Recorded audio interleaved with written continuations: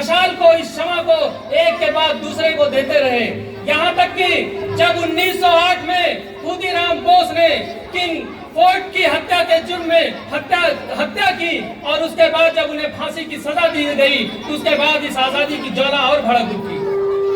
यह आजादी की ज्वाला और भड़क उठी और फिर यह आजादी की ज्वाला आगे बढ़ती गई।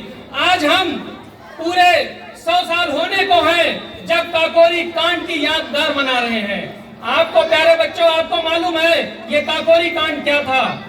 1925 में जो अंग्रेज हमारे टैक्स का पैसा वसूलते थे और इंग्लैंड ले जाते थे, हिंदुस्तान के नौजवानों ने, जिनमें अशफाकुल्लाह खां अशफाक, राम प्रसाद बिस्मिल, चंद्रशेखर आजाद, मनमथ राव, सचिंद्र सन्याल, ठाकुर रोशन सिंह ने काकोरी के पास एक ट्रेन को, जो उनका पैसा था, उसे लूट लिया। और ये लूट ऐसी थी जिसे लूट नहीं खाया जाएगा, बल्कि इन्होंने अपना हक छीना था। लेकिन एक बनवारी लाल गर्ग की गद्दारी की वजह से ये नौजवान गिरफ्तार हुए।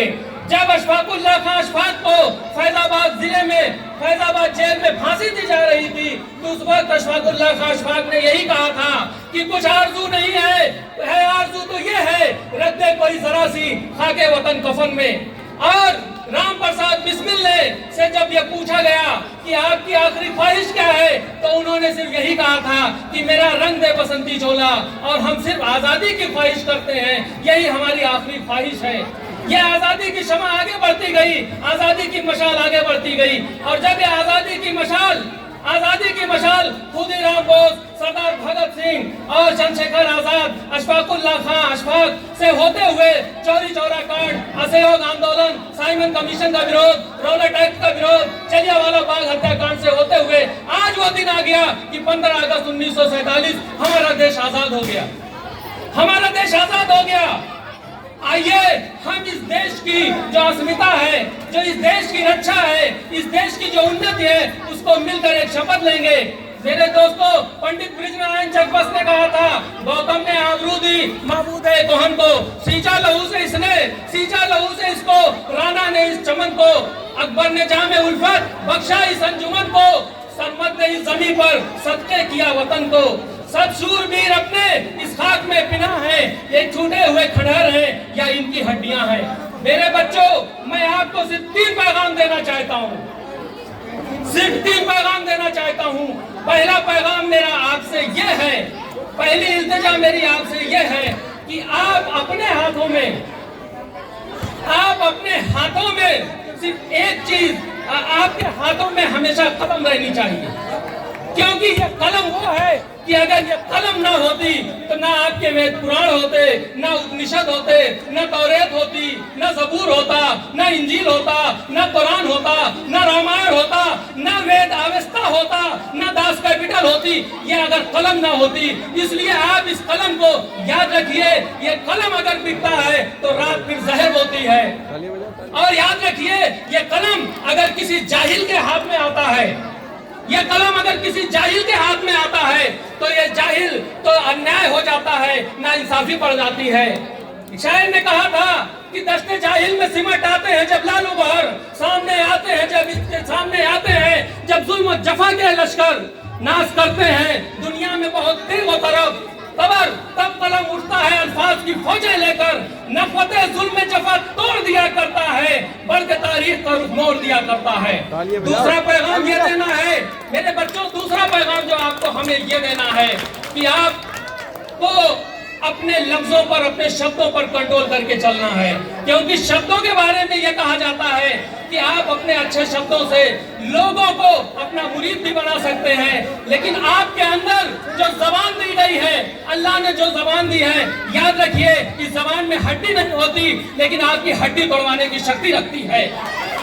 आपकी हड्डी तोड़वाने की शक्ति रखती है। ये जबान है, ये भाषा है, ये शब्द है, ये शब्द। बल्कि कबीरदास ने भी कहा था कि ऐसी वाणी बोलिए मन का आपा खोए, और उनको शीतल करे तन भी शीतल हो। उन्होंने ये भी कहा था बोली है अमोल है, जो मुख वाले जान ये तराजू तोल के तो मुख बाहर आए। शब्द को कोई तोहमत, कोई इल्जाम ना दो। शब्द आज भी इंसान की तरफ तकता है। शब्द कांटा ही नहीं फूल भी बन सकता है। शब्द टपकाएगा अमृत लबे गौतम तो हिले, रक्स फरमा है मगर कोई कन्हैया तो मिले, मुंतजिर है किसी चिश्ती किसी नानक के लिए, शब्द हो जाएगा जिंदा कोई ईसा तो उठे, कोई बंशी में समो ले तो ये नगमा बन जाए, शब्द को कृष्ण जो मिल जाए तो गीता बन जाए, शब्द को कृष्ण जो मिल जाए तो गीता बन जाए। अब इसके बाद जो तीसरा पैगाम है ये आपका है कि आप अपने चरित्र को आप हमेशा बचा के रखना है। देखिए हर चीज आपकी वापस आ जाती है लेकिन चरित्र है जो कभी वापस नहीं आता, किरदार है जो वापस नहीं आता। कहा जाता है कि 3 दोस्त थे, एक कहानी सुनिए। 3 दोस्त थे, एक दोस्त का नाम था दौलत, एक दोस्त का नाम था इल्म, एक दोस्त का नाम था चरित्र। जब तीनों दोस्त एक दूसरे से बिछड़ने लगे, जुदा होने लगे तो एक जगह इकट्ठा हुए। तो इल्म ने कहा अगर मुझसे मुलाकात करना है तो तुम स्कूलों में आ जाना, तुम लाइब्रेरियों में आ जाना, तुम पढ़े लिखे लोगों के बीच में आ जाना। दौलत ने कहा अगर मुझसे मुलाकात करना है तुम राजमहलों में आ जाना, तुम अमीर लोगों के घर में आ जाना, तुम बैंकों में आ जाना। लेकिन चरित्र खड़ा हुआ था, उससे यह पूछा गया कि तुम कुछ क्यों नहीं बोल रहे हो, तो चरित्र ने यही कहा कि अफसोस जब एक बार मैं चला जाऊंगा तो मुझसे मिलना मुश्किल हो जाएगा, फिर मैं वापस नहीं आ जाऊंगा। मेरे प्यारे बच्चों, आखिर में मैं यही कहना चाहूंगा कि इज्जत नहीं मिलेगी बुजुर्गों के नाम से, जानेंगे लोग तुमको तुम्हारे ही नाम से। धन्यवाद। जय हिंद, जय भारत।